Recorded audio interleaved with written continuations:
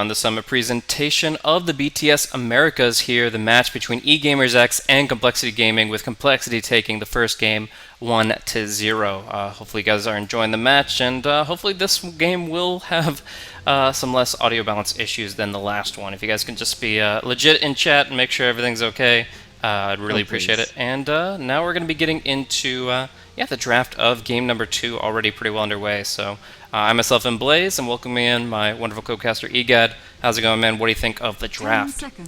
Already, see a Naga Bloodseeker combination. We're going to set up some Blood Rights. We got ourselves even more reveal with the Zeus and the Thunder God's Wrath. I am liking the eGamersX combo, but Complexity, they got the Leshrac, and they re-pick up the Dazzle to deal with the Bloodseeker, and that Dazzle worked so well last game. Like, Fly had some pretty clutch Shallow Graves, and now we get to see Ziz's Gyrocopter on top of that.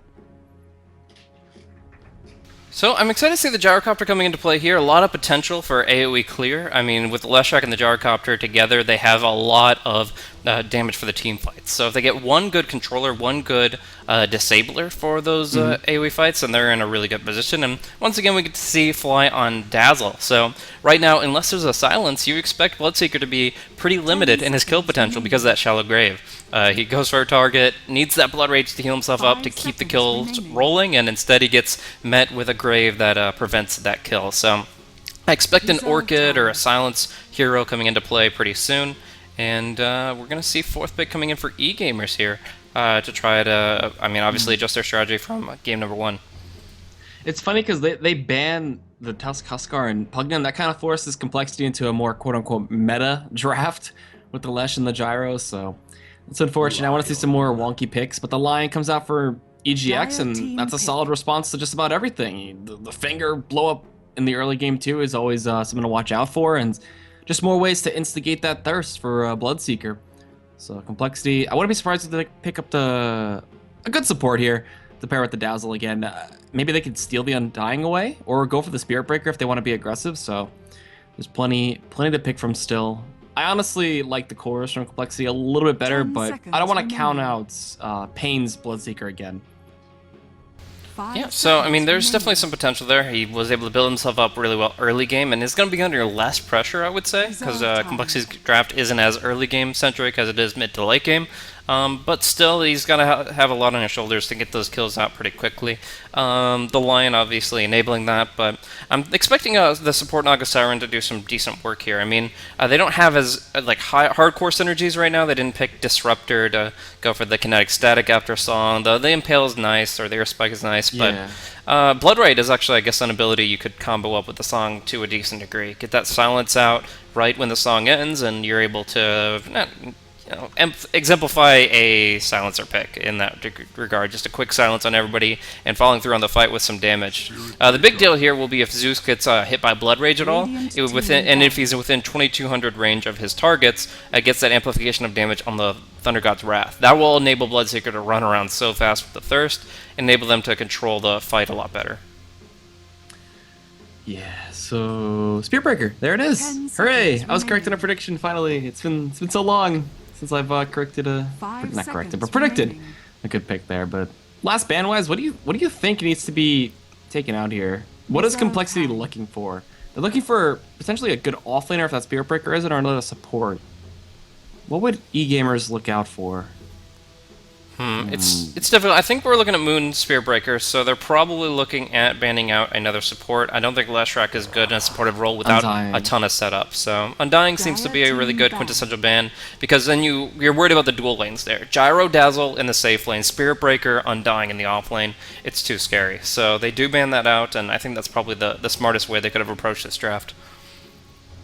Okay, well, Rubik's gone. eGamers, what is going to be your final pickup? Looking at potentially a support, unless this is a support Naga Siren, which has been on the up and up lately. The Chinese team's been playing it. There was that amazing combo that IG had used against them, where it was a 5-man song to a 5-man call down. So there's potential for that to come out here, but instead of call down, you get Thunder God's Wrath or Blood Right. So eGamers, I wouldn't be surprised if they picked another core. I love Naga Siren support, honestly. She's a great holder of Arcane Boot. She can get Glimmer. And it's all about songs, honestly. Setting up everything. Yeah, so that is going to be leading us to the final pick here. E-Gamers are not going to be able to pick the Rubik, which would have been pretty solid for the quick lift against the Spear Breaker.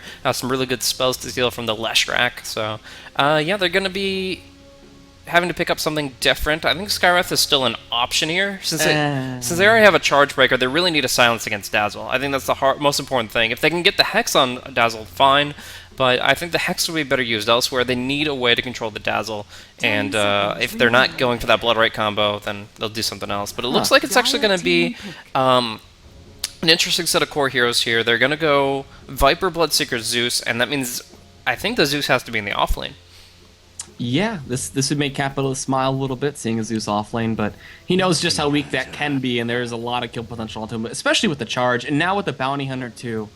So once Z-Freak hits level 6, Bounty's coming online, and actually, Kirino, he's the mid, so this is going to be a mid Zeus and an offlane Viper? Yeah, this is offlane Viper. WAP was the Clockworker last game.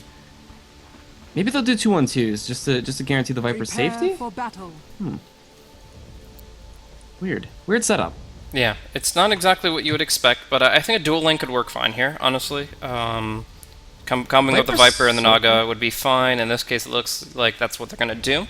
And Naga Siren's a support that can actually kind of brawl it out on the front line pretty well because of her natural base armor. You get 5 armor on this hero, you start with a stout shield, maybe a poor man shield, and you're really able to get right up on the front line. So combining that with the Viper, who likes to kind of do good damage over time from a distance, this combo could work out quite well. They're going to look to control the top rune and have 2 people look at the bottom rune, but already we're seeing a really good ward come out from Z-Freak on the Bounty Hunter. It doesn't really give much in terms of like standard vision. It just kind of gives a small funnel there, but Z-Freak will still be able to move about the map really nicely and get vision for himself. He started with the poor man shield again. Again, no Orb of Venom, but he wants to just not have to worry about any potential damage harassment, so only needs the one set of tangos. We're going to see. They should be able to kill him. Yeah, top lane should not be something that EGX can go for because of the deal with the Spirit Breaker and the Gyrocopter. Both heroes providing so much to the level 1 class, the Rocket Barrage, the Charge. If they catch sight of anybody in range, then that's just an easy kill. Like, Wayo actually would be dead if Complexity had sight, but obviously, it's just going to be Swindle Melons picking up the Bounty Rune, and a nice grab from Z-Freak there. Bounty gets the Bounty, and moves himself ever quicker to that important level 2. I feel like Bounty Hunter should have that passive, like whenever he picks up a Bounty Rune, he gets a little bit of extra gold. Not Alchemist. It just seems like it worked better or fit like kind of the lore a little bit. But all right, both runes the complexity, like we said. A little bit of prioritization towards the mid lane here, coming out from Z-Freak, maybe a courier kill, and able to get lucky this time. But gotta say, I'm keeping an eye out for Pain this time. He shouldn't be too inhibited against the Moon Meander, the Moon Meander Spirit Breaker, and this offlane Viper. Rarely ever get to see something like this, and it's going to be a 2-1-2 split, like we talked about earlier. So this is EGX's best chance of winning out these lanes. And the courier. Whoa! Did he go by Z-Freak? No, that's the Dire Courier, man. Oh, okay. Okay. So it delivers some clarities out here. Z-Freak, he's got the 1 Sentry Ward, he's got the clarities, and he's ready to keep roaming continuously. This means he has pretty much all the mana he'll need for Shadow Walks in the early game, and should also get an early Shuriken tossed out for potentially an earlier kill, even the first blood.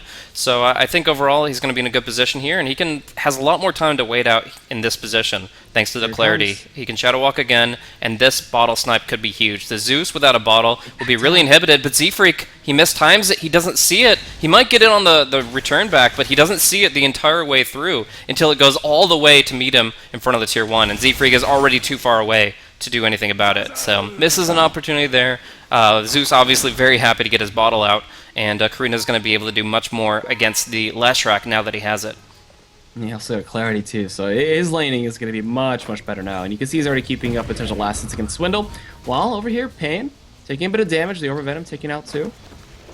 A little bit of 17% bash chance coming in as well from Moon Meander, and up top for this fight for the rune.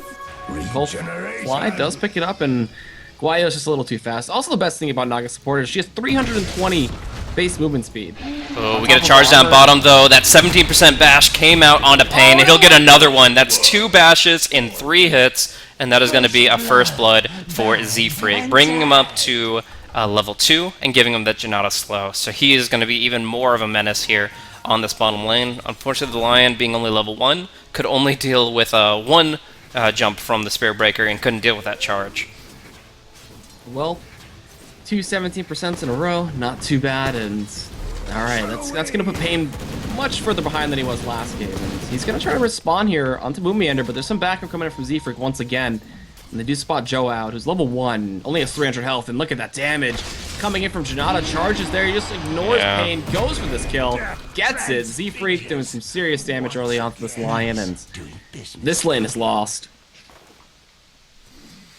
Alright, so this is going to be more and more difficult. At some point, I think the Nago Siren might have to rotate down, and Karina's going to have to assist with the Thunder God's Wrath, or they're going to be able to get this lane back in their handle. Because right now, Z-Freak has just enabled the Spirit Breaker to do so much more, and it's just going to be more and more difficult for Pain to farm the items that he wants. I mean, he doesn't really want to Blade Mail this game, because he knows everybody's going to be going for BKBs anyways, so he wants to go for that Midas build, but it's all about timing, and right now, it's not favorable for the side of EGX. I mean, Pain is having trouble here just farming the lane. There's no pulling option available for the Lion. And yeah, Karina will be nuked down thanks to Swindlemelons connecting with 3 spells there. First Lightning, setting up the Split Earth, and then going for a follow-up Lightning for the kill there. That slowing effect, very impactful for killing off the lower HP heroes, and in this case, the Zeus without a magic stick gets dropped down pretty quickly. Now, up top, WAP is going to be charged, and they're going to be looking for some big damage here with the Rocket Barrage. Focusing on the Viper here, the Corrosive Skin will help him out a little bit, but I think they're going to go for the full dive here. Moon Meander ready for it, and yeah, they need some big TP response very quickly. Without an ensnare, it's Moon versus WAP. He'll charge forward with the Aura, amplifying that and getting the kill. Now Swindle just does Aura damage, or the Pulse Nova, and they're going to be able to finish off Guayo as they pursue into the tree line here. Guayo's still actually alive for a moment, but Moon, he has another charge if he needs it, but that lucky bash keeps his mana safe. So they walk away from the tower dive, they continue their charging, and man, they are up 5-0 now, not even 5 minutes in the game.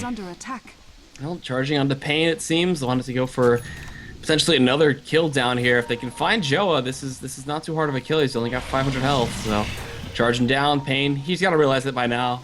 He might let it connect and he try to bait it? No. Okay, Moon cancels. I think one big problem with Pain's style of play here on the Bloodseeker is that he's Blood Raging himself so much for these last hits. What you can do is actually just Blood Rage the creep.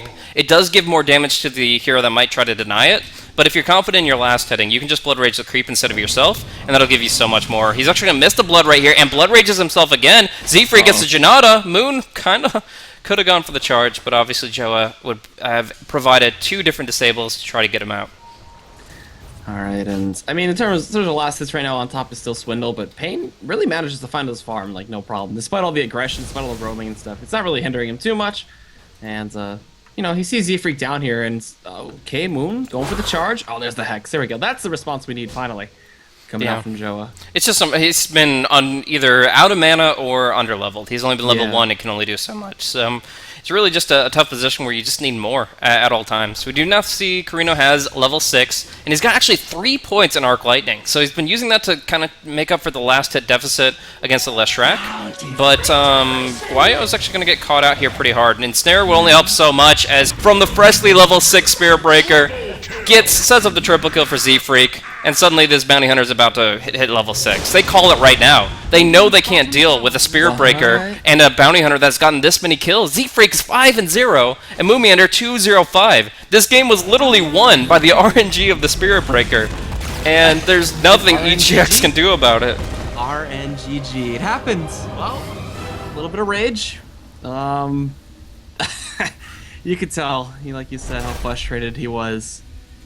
That is really unfortunate at times when that happens, but 6.5 minute game, one of the fastest games in in this patch, I guess. Yeah, I mean, those games will happen, but I feel like they could have played around a little bit better if they used their abilities a little bit differently.